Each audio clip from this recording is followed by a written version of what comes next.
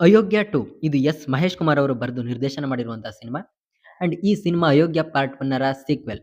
Part 1 release ಆಗಿ ತುಂಬಾ ವರ್ಷಗಳ ನಂತರ ಪಾರ್ಟ್ 2 ರಿಲೀಸ್ ಆಗಿದೆ. ಸೊ ನಾನು ಈ ಸಿನಿಮಾನ ನೋಡಿದ್ದಾಯ್ತು. ಸಿನಿಮಾ ನೋಡಿ ನನಗೇನೇನು ಇಷ್ಟ ಆಯ್ತು, ಸಿನಿಮಾದಲ್ಲಿ ನನಗೇನೇನು ಕಷ್ಟ ಆಯ್ತು ಅಂತ ಹೇಳ್ತೀನಿ. ಅದಕ್ಕೂ ಮುಂಚೆ ನೀವೇನಾದ್ರೂ ಚಾನಲ್‌ಗೆ ಹೊಸಬರಾಗಿದ್ರೆ ಸಬ್ಸ್ಕ್ರೈಬ್ ಮಾಡ್ಕೊಂಡು ವಿಡಿಯೋನ ಕಂಟಿನ್ಯೂ ಮಾಡಿ. ಇನ್ನು ಇದರ ಒನ್‌ಲೈನ್ ಸ್ಟೋರಿ ಬಗ್ಗೆ ಮಾತಾಡೋದಾದ್ರೆ, 'ಅಯೋಗ್ಯ ಪಾರ್ಟ್ 1' ಎಲ್ಲಿಗೆ ನಿಂತಿತೋ ಪಾರ್ಟ್ 2 ದರ ಕತೆ ಅಲ್ಲಿಂದಾನೇ ಶುರುವಾಗುತ್ತೆ. ಪಾರ್ಟ್ 1 ಕ್ಲೈಮ್ಯಾಕ್ಸ್‌ನಲ್ಲಿ ನಮ್ಮ ಕಥಾನಾಯಕನಿಗೆ ಗ್ರಾಮ ಪಂಚಾಯತಿ ಎಲೆಕ್ಷನ್‌ನಲ್ಲಿ 1 ವೋಟಿಂದ ಗೆದ್ದಿದ್ದ. ಅದ್ರ ಜೊತೆಗೆ ಅವನು ಪ್ರೀತಿಸಿದಂತ ಹುಡುಗಿನೂ ಕೂಡ ಅವ್ನು ಮದುವೆ ಆಗಿದ್ದ. ಸೊ ಪಾರ್ಟ್ 2 ಅವರ ಕತೆ ಅಲ್ಲಿಂದಾನೇ ಶುರುವಾಗುತ್ತೆ. ಎಲ್ಲ ಪಡ್ಕೊಂಡಿರ್ತಕ್ಕಂತ ನಮ್ಮ ಸಿದ್ದೇಗೌಡ ಮತ್ತೆ ಎಲೆಕ್ಷನ್‌ನಲ್ಲಿ ಸೋತಿರ್ತಕ್ಕಂತ ನಮ್ಮ ಬಚ್ಚೇಗೌಡ ಈ ಸಿದ್ದೇಗೌಡನ ಮೇಲೆ ಯಾವ ರೀತಿ ರಿವೆಂಜ್‌ನ ತೀರಿಸ್ಕೊಳ್ತಾನೆ. ಅಂಡ್ ಇವರಿಬ್ರು ಕಾದಾಟದ ಜೊತೆಗೆ ಪಂಚಾಯ್ತಿಯಲ್ಲಿ ಸದಸ್ಯನಾಗಿರ್ತಕ್ಕಂತ ನಮ್ಮ ಕಥಾನಾಯಕ ಪಂಚಾಯ್ತಿ ಅಧ್ಯಕ್ಷನ ಕುರ್ಚಿ ಮೇಲೆ ಕಣ್ಣಾಕ್ತಾನೆ. ಸೊ ಈ ಅಧ್ಯಕ್ಷನ ಕುರ್ಚಿಗೋಸ್ಕರ ಬಚ್ಚೇಗೌಡ ಮತ್ತೆ ಸಿದ್ದೇಗೌಡನ ಮಧ್ಯೆ ನಡೆಯುವಂತಹ ಕಾಳಗನೇ 'ಅಯೋಗ್ಯ ಪಾರ್ಟ್ 2'. ಇನ್ನು ಇದರ ಪಾಸಿಟಿವ್ಸ್ ಬಗ್ಗೆ ಮಾತಾಡೋದಾದ್ರೆ ಮೊದಲಿಗೆ ಕಾಮಿಡಿ. ಸೊ ಈ ಸಿನಿಮಾದಲ್ಲಿ ಇರ್ತಕ್ಕಂತ ಕಾಮಿಡಿ ಸಂಭಾಷಣೆಗಳೇ ಈ ಸಿನಿಮಾಗೆ ಬಿಗ್ಗೆಸ್ಟ್ ಪಾಸಿಟಿವ್ ಅಂತ ಹೇಳ್ತೀನಿ. ಸೊ ಈ ಕಾಮಿಡಿ ಬಗ್ಗೆ ಮುಂದೆನೂ ಮಾತಾಡ್ಬೇಕು. ಸೊ ಇದ್ರಲ್ಲಿ ಇರ್ತಕ್ಕಂತ ಕಾಮಿಡಿ ಎಷ್ಟೊಂದ್ ಕಡೆ ಸಿನಿಮಾನ ಕಾಪಾಡ್ಕೊಂಡು ಮುಂದೆ ಕರ್ಕೊಂಡು ಹೋಗಿದೆ. ಹಲವಾರು ಕಡೆ ಕತೆ ರೊಟೀನ್ ಅನಿಸ್ತಾ ಇದೆ ಅನ್ನೋ ಒಂದು ಟೈಮ್‌ನಲ್ಲಿ ಕಾಮಿಡಿ ಬಂದು ಅದನ್ನ ಬ್ಯಾಲೆನ್ಸ್ ಮಾಡಿ, ಆಡಿಯನ್ಸ್‌ನ ಕತೆಗೆ ಕನೆಕ್ಟ್ ಮಾಡುವಂತ ಕೆಲಸ ಮಾಡೋದ್ರ ಜೊತೆಗೆ ಕತೆಗೆ ಕನೆಕ್ಟ್ ಮಾಡ್ಕೊಂಡು ಕೊನೆವರೆಗೂ ಕರ್ಕೊಂಡು ಹೋಗ್ತಾನೆ ಇರುತ್ತೆ. ಇಲ್ಲಿರ್ತಕ್ಕಂತ ಹಳ್ಳಿ ಭಾಷೆ ಮತ್ತೆ ಅಲ್ಲಿರ್ತಕ್ಕಂತ ಕಾಮಿಡಿ ಕಾಮನ್ ಆಡಿಯನ್ಸ್ ಮತ್ತೆ ಫ್ಯಾಮಿಲಿ ಆಡಿಯನ್ಸ್‌ಗೆ ಅಷ್ಟು ಕನೆಕ್ಟ್ ಆಗಿ ಎಂಟೈರ್ ಥಿಯೇಟರ್‌ಲಿ ಇರ್ತಕ್ಕಂತ ಜನ ನಕ್ಕು ಎಂಜಾಯ್ ಮಾಡಿರೋದನ್ನ ನಾನ್ ಕಣ್ಣಾರೆ ನೋಡಿದೀನಿ ಥಿಯೇಟರ್ ಒಳಗಡೆ. ಅಷ್ಟು ಎಂಗೇಜಿಂಗ್ ಮತ್ತೆ ಎಂಟರ್‌ಟೈನಿಂಗ್ ಕಾಮಿಡಿ ರೈಟಿಂಗ್‌ನ ನಾವಿಲ್ಲಿ ನೋಡ್ಬೋದು. ಸಾಕಷ್ಟು ಕಾಮಿಡಿ ಸೀನ್‌ಗಳು ಹೈಲೈಟ್ ಆಗ್ತವೆ. ನನಗಂತೂ ಪರ್ಸನಲಿ ಆ ಜಿಮ್ ಓಪನಿಂಗ್ ಮತ್ತೆ ಜಿಮ್ ರೈಡ್ ಆದಾಗ ಬಂದಂತಹ ಕಾಮಿಡಿ, ಅದ್ರ ಜೊತೆಗೆ ಮಂಜು ಪಾತ್ರನ ಬರ್ಕೊಂಡಿರೋ ರೀತಿ ಅಂಡ್ ಆ ಫ್ರೆಂಡ್ಸ್ ಮಧ್ಯೆ ಇರ್ತಕ್ಕಂಥ ಕಾಮಿಡಿ ಕಾನ್ವರ್ಸೇಷನ್‌ಗಳು, ಅದರಲ್ಲೂ ಒನ್ ಲೈನ್ ಕಾಮಿಡಿ ಡೈಲಾಗ್ ಅಂತೂ ಸಖತ್ತಾಗಿದ್ವು ಥಿಯೇಟರ್ ಒಳಗಡೆ ಅಂತ ಹೇಳ್ತೀನಿ.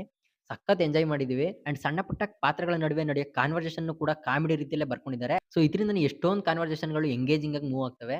ಒಂದು ಪ್ರಾಪರ್ ಕಾಮಿಡಿ ಎಂಟರ್‌ಟೈನರ್ ಅಂದ್ರೆ ತಪ್ಪಾಗಲ್ಲ. ಸೊ ಈ ರೀತಿ ಕಾಮಿಡಿಯಾಗಿ ಪಾಸ್ ಆಗ್ತಿದ್ದಂತಹ ಸಿನಿಮಾ ಆಲ್ಮೋಸ್ಟ್ ಕ್ಲೈಮ್ಯಾಕ್ಸ್ ಹತ್ರ ಬರ್ತಿದ್ದಂಗೆ ಸ್ವಲ್ಪ ಡಲ್ ಆಗ್ತಾ ಹೋಗುತ್ತೆ. ಸೊ ಅವಾಗ ನಮ್ಮ ರಾಗಿ ಬಾಯ್ ಎಂಟ್ರಿ ಆಗುತ್ತೆ. ಸೊ ರಾಗಿ ಬಾಯ್‌ಗೆ ಒಂದು ಹ್ಯಾಟ್ಸ್ ಆಫ್ ಹೇಳಲೇಬೇಕು. ಸೊ ಆ ಒಂದು ಪಾತ್ರನ ತುಂಬಾ ಚೆನ್ನಾಗಿ ಬರ್ಕೊಂಡಿದ್ದಾರೆ ಅಂತ ಹೇಳ್ತೀನಿ. ಸೊ ಇಷ್ಟನ್ನು ಬಿಟ್ರೆ ಆ ಪೊಲಿಟಿಕಲ್ ಟ್ರಿಕ್ಸ್. ಸೊ ಈ ಅಧ್ಯಕ್ಷನ ಕುರ್ಚಿಯ ಸುತ್ತ ನಡೆಯುವಂತ ಅಷ್ಟು ಘಟನೆಗಳು, ಇದ್ರ ಜೊತೆಗೆ ಎಂಎಲ್ಎ ಸೀಟ್‌ಗೋಸ್ಕರ ನಡೆಯುವಂತ ಕನ್ವರ್ಸೇಷನ್‌ಗಳು, ಅಲ್ಲಿರ್ತಕ್ಕಂತ ಸಿಚುಯೇಷನ್‌ಗಳು ಅಂಡ್ ಆ ಪ್ಲಾನಿಂಗ್ ಹೇಗಪ್ಪಾ ಅಂತಂದ್ರೆ ನಾವು ಅನ್ಕೊಳ್ಳೋದೇ ಬೇರೆ, ಅಲ್ಲಿ ಆಗೋದೇ ಬೇರೆ. ಸೊ ಈ ರೀತಿನೇ ಇಂಟರ್ವಲ್ ಬರುತ್ತೆ. ಪ್ರೆಡಿಕ್ಟಬಲ್ ಆದ್ರೂ ಕೂಡ ಒಂದು ಒಳ್ಳೆ ಪಾಯಿಂಟ್ ಅಲ್ಲಿ ಇಂಟರ್ವಲ್ ಬಂದು ನಿಂತ್ಕೊಳ್ಳುತ್ತೆ ಅಂತ ಹೇಳ್ತೀನಿ.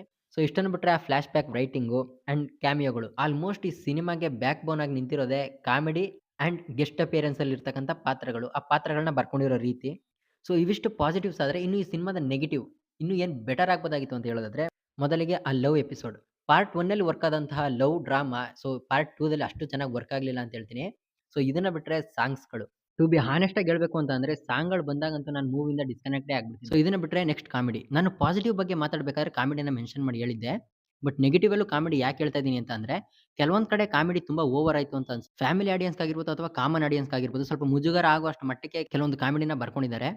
ಸೊ ಅದರ ಅವಶ್ಯಕತೆ ಇರ್ಲಿಲ್ಲ. ಅದನ್ನ ಬೇರೆ ರೀತಿನೂ ಬರ್ಕೋಬೋದಾಗಿತ್ತು ಅನ್ನೋದು ನನ್ನ ಒಪಿನಿಯನ್. ಸೊ ಇದನ್ನ ಬಿಟ್ರೆ ಅಯೋಗ್ಯ ಪಾರ್ಟ್ 1 ಸಿನಿಮಾ ರಿಲೀಸ್ ಆಗಿ ತುಂಬಾ ವರ್ಷಗಳಾದ್ಮೇಲೆ ಅಯೋಗ್ಯ ಪಾರ್ಟ್ 2 ಸಿನಿಮಾ ಬಂದಿರೋದು.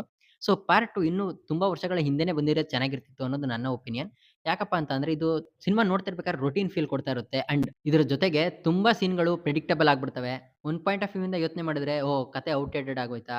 ಕಾಮಿಡಿ ಎಷ್ಟು ಮಟ್ಟಿಗೆ ಸಿನಿಮಾನ ಹಿಡಿದಿಟ್ಕೋಬಹುದೋ ಅಷ್ಟನ್ನು ಹಿಡಿದಿಟ್ಕೊಂಡಿರುತ್ತೆ. ಬಟ್ ಸ್ಟೋರಿ ಪ್ರೆಡಿಕ್ಟಬಲ್ ಅಂತ ಅನ್ಸ್‌ಬಿಡುತ್ತೆ. ಸೊ ಇವಿಷ್ಟು ಸಿನಿಮಾನ ನೋಡಿ ನನ್ಗೆ ಹೇಳ್ಬೇಕು ಅಂತ ಅನ್ಸಿದ್ದು. ನೀವು ಆಲ್ರೆಡಿ ಈ ಸಿನಿಮಾನ ನೋಡಿದ್ರೆ ನಿಮ್ಗೇನ್ ಅನ್ಸ್ತು ಅಂತ ಕಮೆಂಟ್ ಮಾಡಿ. ಅಂಡ್ ವಿಡಿಯೋ ಏನಾದ್ರು ನಿಮ್ಗೆ ಇಷ್ಟ ಆದ್ರೆ ಸಬ್ಸ್ಕ್ರೈಬ್ ಮಾಡ್ಕೊಂಡು ಸಪೋರ್ಟ್ ಮಾಡಿ. ಮತ್ತೆ ಸಿಗ್ತೀನಿ. ಬಾಯ್.